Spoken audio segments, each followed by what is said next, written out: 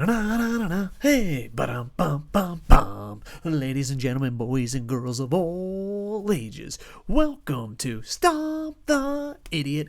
I am the idiot, aka the huge one, Dave Koco from KocoSports.com or KocoSports.net. It's where the world comes to cash, your home for combat sports and football, where it's okay to be a passionate fan. I think I've said that over 60 times today. We're just trying to get as much content as we can. This is a Stump the Idiot from our homeboy Pancake Drago, and on the Twitter machine, and it says Stump the Idea, Stump the Idiot, Stump the Idea. Okay, Stump the Idiot, top 5 favorite tag teams of all time, and then there'll be a sweet sequel. And usually I'm an idiot by himself, but today you wanted tag teams. I had to go back in the locker room and bring out my tag team partner and form the Idiot Express. It's not Stump the Idiot, it's Idiot Express. Boom, boom. Welcome to the Idiot Express. Man, it's good to be here. Good to meet the conductor of the Idiot Express. Thank you. That's me. Uh, No, what I wow, noticed. Pancake Drago, man, came up with a good question there, man. He's a good guy, man. I've chatted with him a few times over on your Twitch channel Yeah, when you're twitch.tv, playing NHL. Coco So yeah, Sports. good guy, good guy. All right. Yeah, this was very difficult, and yeah, there you go. It was difficult. We'll go back and forth, but yeah. Ooh-wee. You ready? You ready to be an idiot? I noticed lately the youngins. Can I have an old man moment? They don't Go for it. they don't like making fun of yourself. Like, I just grew up really poor in New Jersey in the 80s, and 90% of the humor was making fun of yourself. Nowadays, you can't call yourself an idiot. Can't fucking give high fives. I don't know. All right. Coco, I think I've known you for more than 10 years now, and I've never asked this question. Since you grew up in Jersey, I forgot to ask this question. I guess now is as good as time as any to ask it. What exit? I have no idea. Whatever exit Atlantic City is, everyone always asks me that. I'm like, bitch, I don't have a car. I was fucking homeless. The fuck? You think I have a car? I don't know. Anywhere from Atlantic City to Tom's River and everywhere in between. I have no idea. I honestly only driven in New Jersey like once in my life. And then I was like, yeah, to Tampa I go. To Tampa I go. All right, booms. We're stalling because we're scared. Top 5. You're a guest on my show, Stump the Idiot. Me and Boom Boom have been hosting radio and television shows for like 20 years together. But Stump the Idiot is my baby. Okay? Mm-hmm. You're a guest, so I'm going to let you go first, okay? Fave 5, it could have been our show, but this is a Stump the Idiot. It's my show. Yeah. I'm the idiot, Boom Boom. We're going Stump to the do... Idiot. Yeah, this might end up being a really tough call because you think, okay, your 5 favorite tag teams of all time, like the best tag teams, and I was like, oh, should be easy. And then I really start looking. I was like, okay, let me just Google some stuff here just to make sure I don't leave anybody out. And I realized, fuck, I'm gonna leave everybody fucking out because I'm gonna warn everybody right now. When we start listing this off, your tag team that you're thinking is not gonna be on here. Should we do honorable And mentions or do honorable mentions at the end? well, we can't really do honorable mentions because then we'll be here all day. Because I mean, there's just a ton of them, and just because your tag team didn't wind up on the list doesn't mean that we forgot about them or didn't think they were good. It's just that this was so damn tough. I'm serious. Try to make your favorite, your top 5 tag teams of all times. I guarantee if you did it 10 times, you come up with 10 totally different lists. You could revise it 100 times, and you still wouldn't be happy with Well, it. and also the order. I Hmm. just like, usually I'm like, oh, this is number 1, this is number 2, this is number 3. I'm like, you could shuffle them anywhere. All right, so I do have 2 honorable mentions. I'll get out of the way. One is a local independent Florida team that could have done big major things, but TNA dropped the ball and it didn't. The Shane twins from IPW. They were the Johnsons in TNA. They had a really good run in XWF. It's just no one saw it. And I took this team off the list because I think when you eat with them at Thanksgiving, you can't really put them on the list or knock them. You know what I mean? And because of ACW, I got to work with the Nasty Boys a lot. So I don't like putting like people I've personally worked with on the list because then it's like, oh, you know what I mean? So they're getting a scratch. They're getting a star. Um, Okay. but who's your number 5? All right. So real quick, just to kind of set some parameters for how I kind of try to narrow down my thinking here. Is for one, they had to be, for the most part, retired or inactive Also, they had to see their greatest success as a tag team. So I wouldn't put somebody together like Edge and Christian because even though they were a good tag team and they're not an active tag team anymore, they did see success as single stars. I'm looking for people who were successful as tag teams. So I decided, and I tried to cover, all genres, all times, and it was very, very difficult. But starting out number five, I got the Wild Samoans. Damn, man, this Alpha, is a lot harder Alpha, than I thought. Yeah, great yeah, I know, team, great Alpha, family. Go on. Alpha and Sika. Of course, they pretty much they started, all the Samoans that you see now from Rock to Roman Reigns. These guys are the daddies. These guys started it all. So Captain Lou Albano, I mean, these guys were just a force to be reckoned with.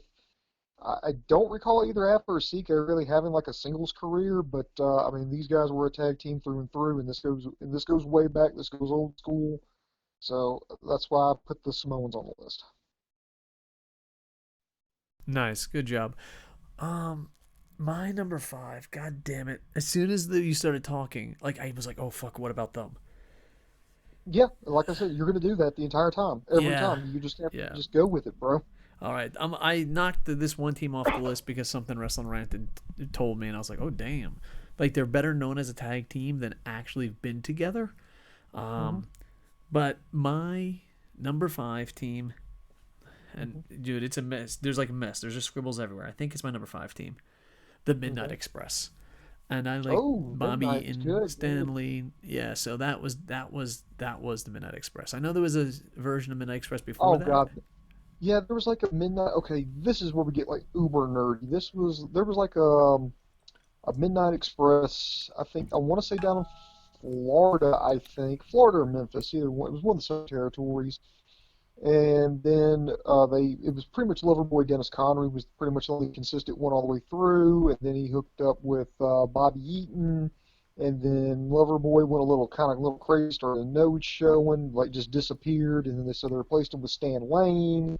Then there was like a feud between the original Midnights and the new Midnights, and then they became a three-man team. But just a long, long, long list there. But yeah, definitely. Well, and by the way, Cornette likes to talk about, the Midnight, with the Midnight Express as being his heyday and about professional wrestling done right. I would like it to be so noted that the Midnight Express was criticized by, I guess the veterans or the critics in their day. It's like, look at all the times, all the maneuvers they have coming off the top rope. That's exposing the business. That's not realistic. Why would I come off the top rope every move there? So I'd just like to point that out for the record. Yeah, well, I did a video, boom boom, not exactly winning over any friends about how wrestlers are mentally weak and stuff. And guess what? I was doxxed. They were like, "Yeah, do you know?" Really? Yeah, I was like, Really? dude, fucking everyone knows my real name. It's not like I'm fucking Madonna.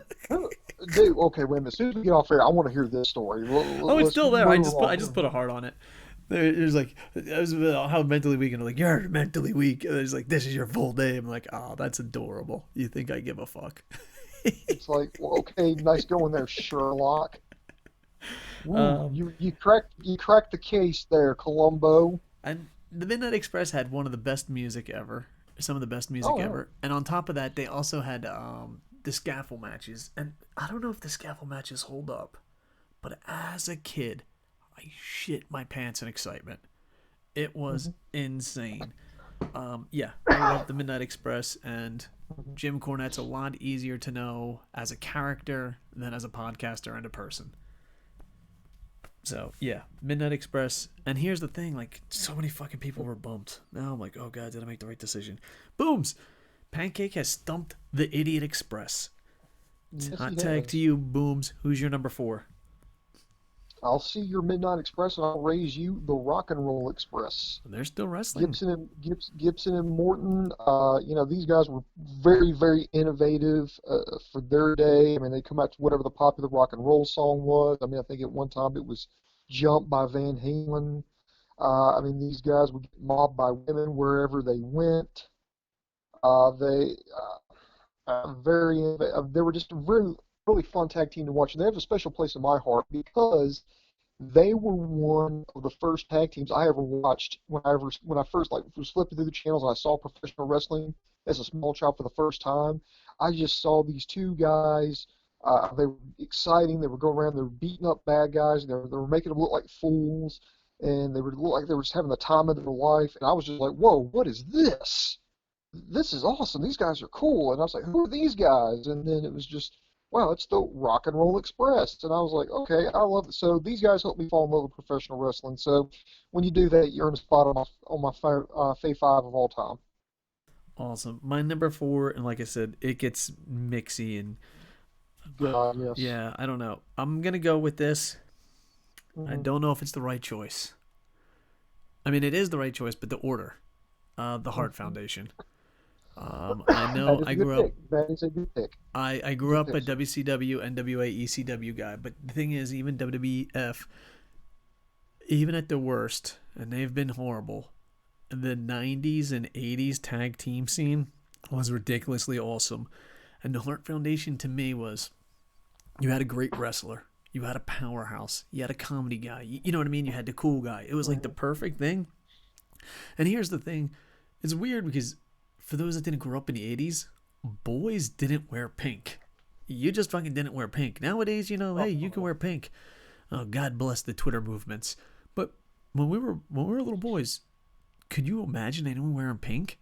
And then here comes the no. motherfucking Hart Foundation whooping some ass in some pink.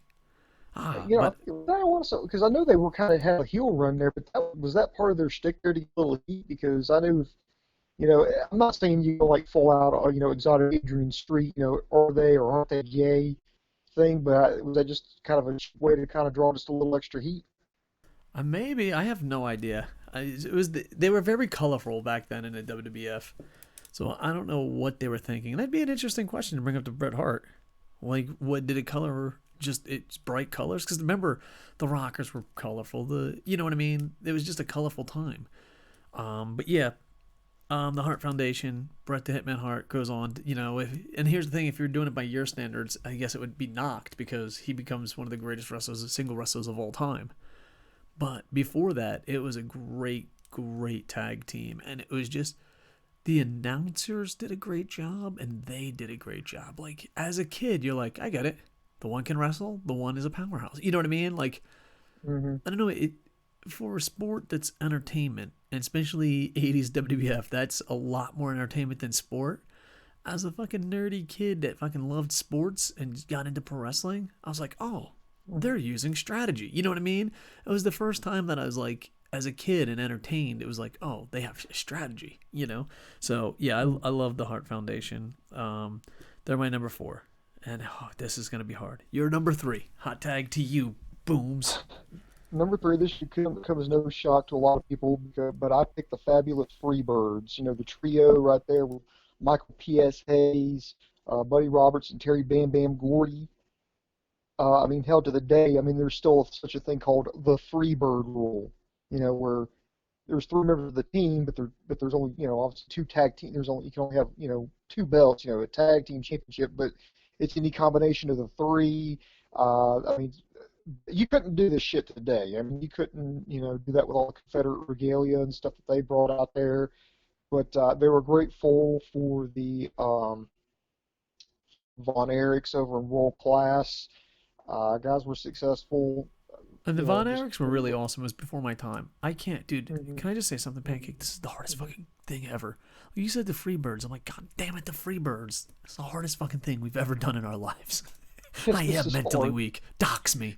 I've got a feeling that Pancake Drago's sitting there listening to this shit right now, just laughing his ass off, going, "I did this shit." All right, my number three, and Hmm. I loved everything about it. They did break up and have their single run, but when they hit WCW, it was like these are real fucking athletes. These is the real fucking deal, and they were just fucking awesome. It's the Steiner Brothers. I'm sorry. When you were a little kid and saw the Oh, Frankensteiner, you lost your fucking shit. Dog face, yes, you gremlin, did. barking. It was amazing. My number three is the Steiners, one of the greatest tag teams of all time. And you gotta Hmm. remember, in this generation, the all time I think is hard because this generation, tag team wrestling was up there, There was a time I like to call the John Cena Batista Orton destruction movement, the tag team and every form of entertainment was dead. But nowadays, I think we're rebuilding it, the tag team division. But back then, it was amazing. And yeah, I love the Steiners. It was just pure entertainment, pure athleticism, and yeah. All right, Booms, we're up to the final two. Good pick. Great pick. And I would not be surprised if me and you had these next two matching up. But number two here is a tag team. I mean, they were together for fucking forever. Successful virtually everywhere they went. I'm gonna go with the Dudleys. They started out in ECW, and you really can't appreciate how far they went. I mean, the whole gimmick with the Dudleys was actually a whole faction. There was the Dudleys. The story was that there was a traveling salesman who was a womanizer, and he fathered all these illegitimate children. And then they all kind of figured out, wait a minute, our dad was kind of sleeping around, and they found out, oh, we got all these half brothers. So they had all these different, Dudleys they got together. So there was Big Dick Dudley, Bubba Ray Dudley, Chubby Dudley, Sign Guy Dudley, Dances with Dudley. Dude, ECW has not aged well Dudley. at all. Like, when this was happening, it was amazing. But when you're saying it out loud, you're like, oh, this might not age well. And eventually they had, and Devon was it was the bad guy, and eventually, rest of the Dudleys, I think, Sign Guy stayed, Spike winded up staying, that's somebody I forgot to mention earlier, but yeah, Spike stayed, and Bubba Ray and Devon, or no, excuse me, Bubba Ray turned heel and joined Devon. They became the heel tag team. They won their first tag team titles in 1997, and they were successful in ECW, multiple time tag team champions. They were successful in New Japan. They were successful in TNA. They were successful in WWE. They were successful everywhere they went. And granted, they did try some single stuff, and you can't argue that they really had bad careers. I know Devon had like a Legends title run solo, but of course Bubba Ray went on to be like the TNA champion for a while. But right now let's see, I think Devon's still, I think he's a producer, manager or something with WWE, and Bully Ray is now basically like the gatekeeper at Ring of Honor. So. But I don't think they've had multiple tag team title reigns, and I think they've set a record. I don't think any other tag team, same tag team could actually break. So that's why they earned a spot on my list. Yeah, and they're my number two. But here's the thing: a lot of people, when they make this list, number one and number two is a big gap. I don't think it's that big of a gap at all. I think it's two different time periods. Mm-hmm. And the Dudleys are my number two, but I almost feel like they're very close. They're a lot closer to number one than people give them credit for. Mm-hmm. And yeah, and not only that, but their school is amazing in Orlando. They're pulling in some really great athletes. ACW got to work with Dudley's Academy. TNA they saved when it was unwatchable. I mean, there was a time where TNA was really, really bad. And yeah, to me, I've always been a big fan of the Dudleys, and they've won so many championships at so many different federations, and they're entertaining, and they keep it up. So overall, I give it I was going to say a huge win, but of course the career had a huge win. So yeah, and number one, by the way, Boom Boom can't see the graphic, but it's pretty obvious who number one is. Boom, who's the greatest tag team of all time? For my number one, I chose the Road Warriors / Legion of Doom. Yeah, me too. I mean, there's the Road Warrior pop. There's just pure dominance, and like, you fucking believe they were ass whoopers. You know what I mean? Mm-hmm. And they weren't pretty. They just went out there and fucking whooped some ass, and yeah, it was like for younger. Well, I don't know. It depends on your age. It would be like two Braun Strowmans. You know what I mean? If you're young. Mm-hmm. It would be like two Goldbergs if you're a little bit older. And you don't fucking need anything. You're the guy if you're older than that, you know the Road Warriors. They were the baddest men on the planet, and fucking they literally fucking have something named after them, the Road Warrior pop. because when their fucking music hit and they entered, people went insane. So, yeah, the Dudleys are a lot closer than people give them credit for, but it was amazing. Oh, man. Man, this was hard. Pancake, give Yeah, it yourself a was Barry hard. Horowitz. You know what I'm actually proud of? I'm actually most proud that we pretty much, except for the top two, I mean, we stayed apart. And Yeah. we named some great tag teams. A close call for me was the Double A Arn Anderson and Tully Blanchard. And the thing is, I was talking to Wrestling Ranton. Please check out Wrestling Ranton. He's a historian, smart dude, and overall great guy. I was talking to Wrestling Ranton about tag teams, and he's like, "Do you know Arn Anderson and Tully barely tagged? It was like a very short run." But the thing is, we seen them at reunion shows. They were part of the Horsemen. You know what I mean? So, like, in our heads, they're one of the greatest tag teams ever, and they are. It's just they didn't have a long run. Like, if you go back and Google it or Wikipedia, their run wasn't actually that long. But their impact, you remembered forever, you know? They were the brain busters of the Horsemen. So, there you go. Overall, I enjoyed it. Booms, do you want to do a couple honorable mentions, or you want to start plugging stuff and get to our second pancake challenge? I mean, Stump the Idiot. Yeah, let's plug away and let's get this second one out of the way. All right. Operation Freak Show. You can buy it on Amazon. Our second book is on pre-order, so you can definitely check it out. It's called Lucky the Orphan. That's the first time I It does not, actually... but it doesn't count because you didn't write it in Starbucks. I'll have to write in Starbucks. Lucky the Orphan is being published. I'm really excited about it. It's the first time legally I think I've said the name. But yeah, I'm really excited. Please go up and buy it. It depends. Like, Operation Freak Show is very dark. This isn't as dark, and my editors were like, bad puppy, not dark. I'm like, but what if the orphan gets eaten by a dog? Bad puppy. Okay. So, for those that thought the last book was too dark, this one will be an easier read and won't be as dark. But if you like dark shit, Operation Freak Show. Matter of fact, just buy it both. You're in a shitty mood, read Lucky the Orphan, it cheers you up. You're in a happy mood, read Operation Freak Show. It fucking brings you down. We'll balance it out. Twitch.tv/KocoSports is my new obsession. KocoSports.net, David Cooey and Jerry O'Neill are working very hard on that. So please check it out. We're trying to rebuild Koco Sports for one last run. And Coco Plays on YouTube. And buy our book on YouTube. Awkward in Japan on YouTube. Now, Awkward in Japan is cartoons about my life. And dude, like, I have an animator who's working hard on it. So I kind of hope we get a lot of views to motivate him. But yeah, I think that's it. I probably have a zillion more things to plug, Booms. You know what I'm doing? I'm making one big blog. I'm just like, go to that blog. Because Koco Sports used to be that, but now that I've expanded outside of combat sports, it's kind of would be weird. Go read about me playing video games at Koco Sports. So, new blog coming soon. Booms, how's Boom Boom and Stockings.net? That's an old joke. There's an old joke. Yeah, good to see you dusted that one off. Thank you. It's my go-to. That, and when people in the chat call you Bum Bum. It still makes me laugh. That one too. Oh God, Bum Bum, it makes me laugh. It's okay, Bum Bum. One day you'll be doxxed. Okay, they're gonna find out. Okay, and then they're gonna find out I'm really fucking boring then. I know. It's like, oh man. Anyway, yeah, Booms, you don't got anything to plug? We have anything to plug? If not, I'm gonna stop it and start another show. Nothing to plug, so. All right, let's wrap this up.